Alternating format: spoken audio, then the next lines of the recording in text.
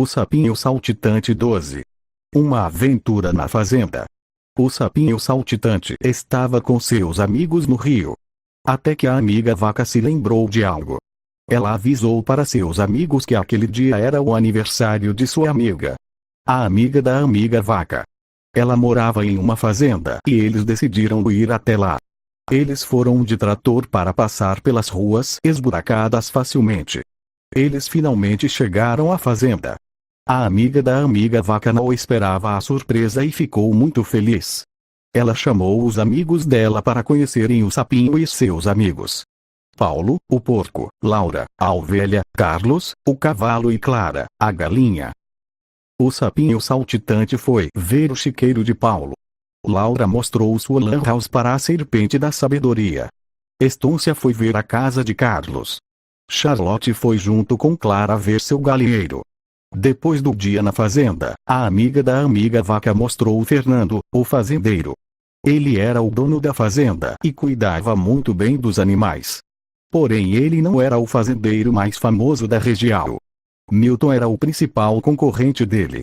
Ele produzia muita comida, mas ninguém sabia o que ocorria dentro de sua fazenda. O sapinho saltitante decidiu investigar. Pela noite, ele chegou perto da fazenda de Milton. Ele estava chegando perto quando foi pego por uma armadilha. Vários homens maus chegaram e pegaram ele. Fernando acordou e foi verificar os seus animais. Os amigos do sapinho saltitante foram junto. Tempo depois, eles perceberam que o sapinho havia sumido. Fernando saiu para procurar pistas. Eles chegaram no mercadinho mais próximo. Um homem de chapéu e óculos estava anunciando que em breve estariam vendendo sopa de sapo. Fernando foi falar com ele e descobriu que Milton estava por trás disso. Eles foram até a fazenda de Milton. Eles descobriram que dentro da fazenda era uma fábrica de sopa de sapo e de vaca. O sapinho saltitante estava preso em uma gaiola. Fernando foi correndo até sua fazenda e chamou todos os seus animais. Eles chegaram à fábrica e começou uma guerra de animais da fazenda contra homens maus. Os animais da fazenda de Milton decidiram ajudar também. Depois da guerra, todos os animais foram libertados e foram para a fazenda de Fernando.